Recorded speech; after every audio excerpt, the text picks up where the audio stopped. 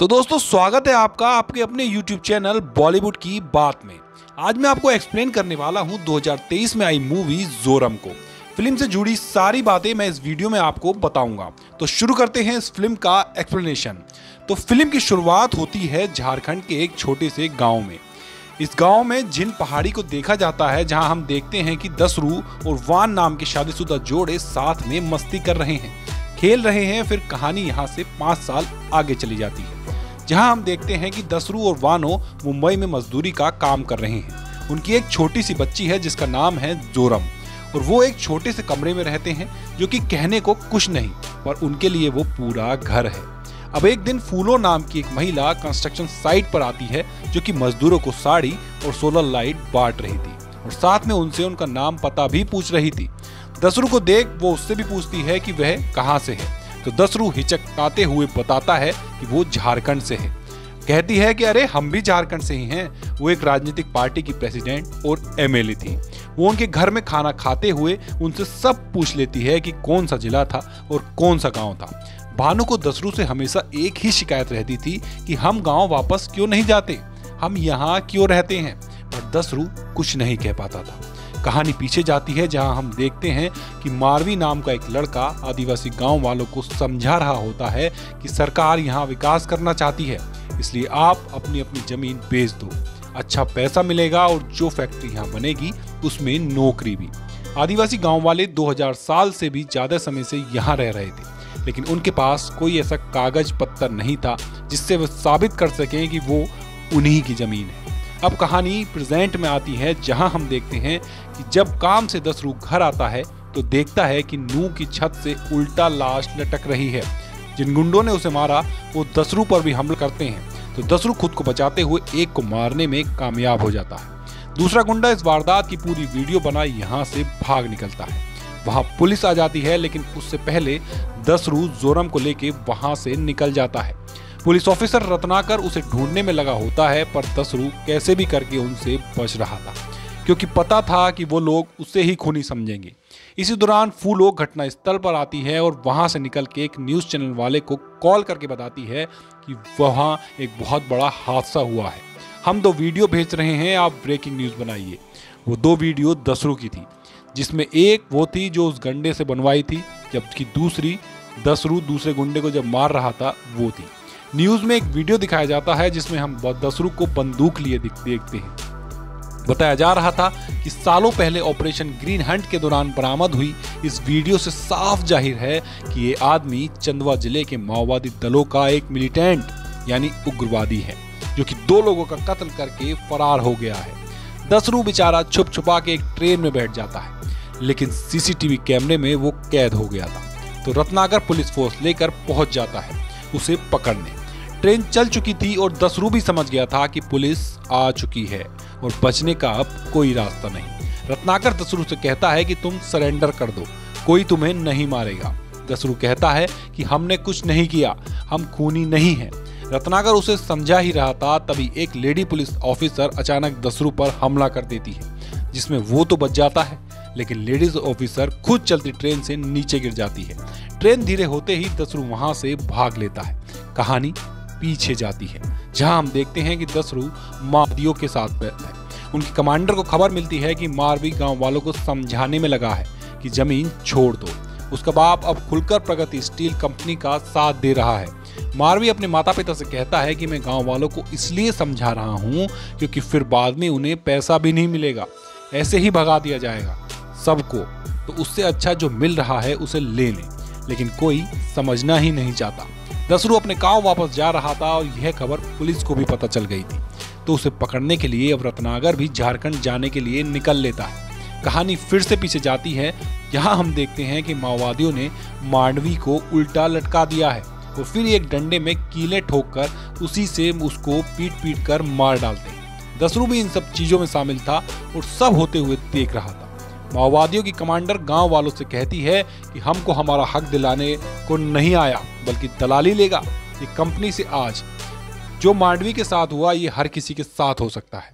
हमको कोई धोखा देने को आया तो छोड़ेंगे नहीं। रात में दसरू मांडवी पर दया करते हुए उसे नीचे उतार पानी पिलाने की कोशिश करता है, पर पता चलता है कि वो तो मर चुका है।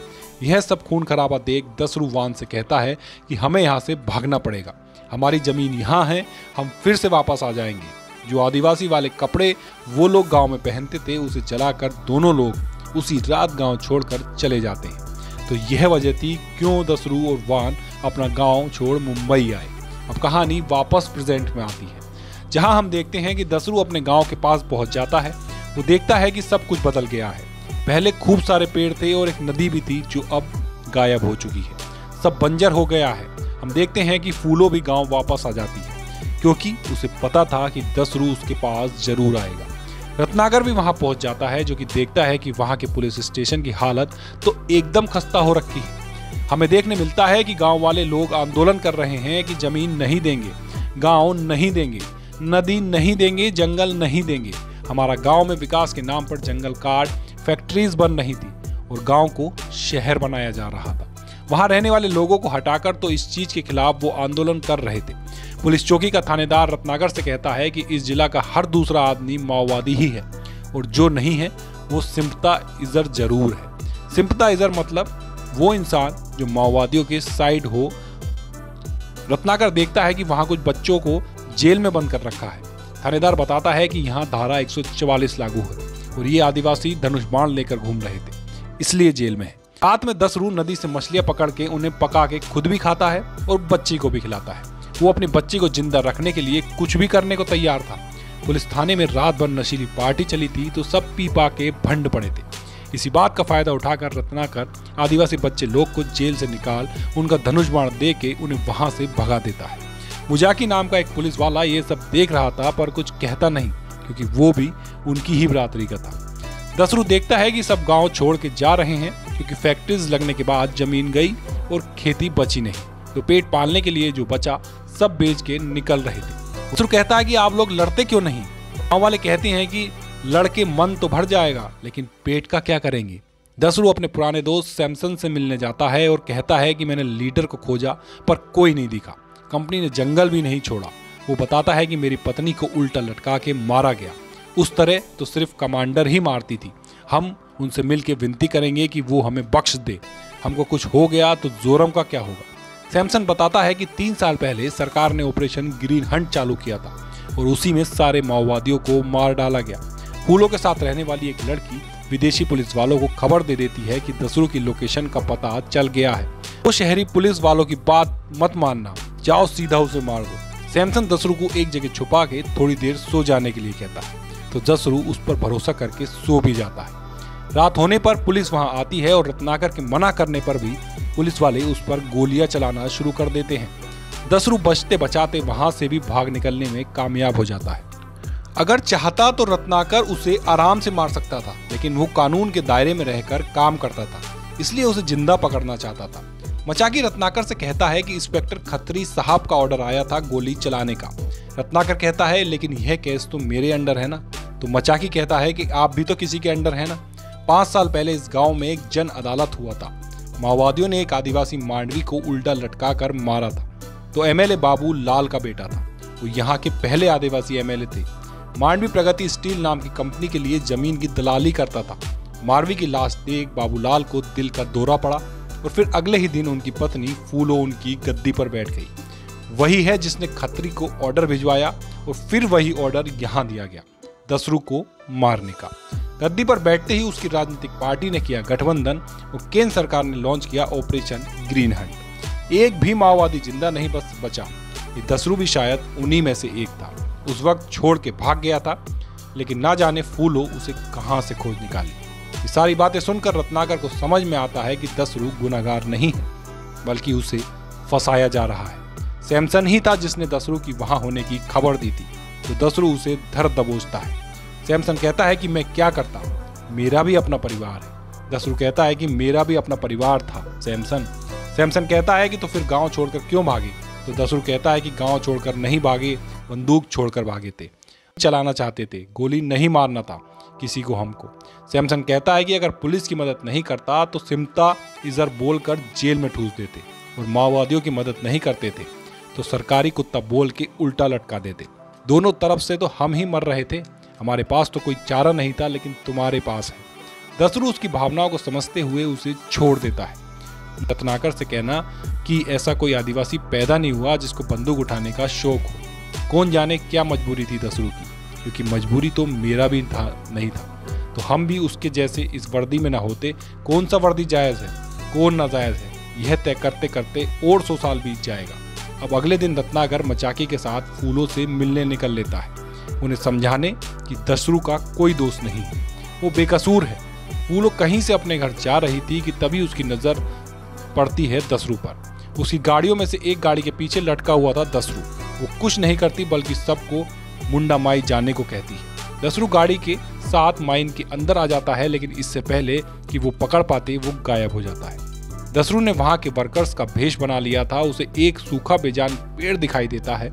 एक समय दसरू और बानू इस पेड़ की छांव में बैठ हंसी ठिठोली किया करते थे, लेकिन आज चारों ओर बस मिट्टी ही बची थी। फूलो कहती है कि तुम सब लोग जाओ, हमें अकेला छोड़ दो, उसको हमारे पास आने दो। हम देखते हैं कि रत्नाकर फूलों के पास पहुंच जाता है और कहता है कि उसे कुछ जरूरी बात करनी है। इतने में दसरू वहां आ जाता है तो रत्नाकर उस पर बंदूक तान देता है। दसरू रोते हुए कहता है कि हम तो आपसे विनती करने आए थे सरकार, पता नहीं कौन हमको मारना चाहता है। हमारी घरवाली को उल्टा लटका कर मार डाला उन लोगों ने।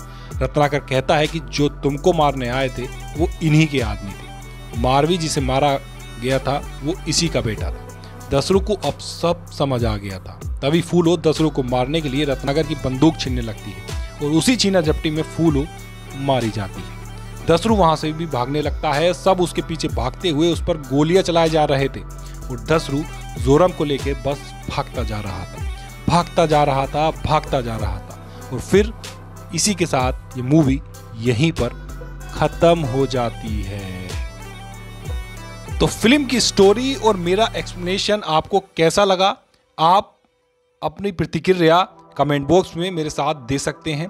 ऐसी ही अच्छी मूवीज़ की एक्सप्लेनेशन देखने के लिए आप हमारे चैनल को सब्सक्राइब कर लीजिए, ताकि नया वीडियो डालते ही इसका नोटिफिकेशन आप तक पहुंच जाए। सेशन के आखिर में एक बात और, आप लोग वीडियो तो देखते हैं लेकिन अपना रिएक्शन उस वीडियो पे नहीं देते।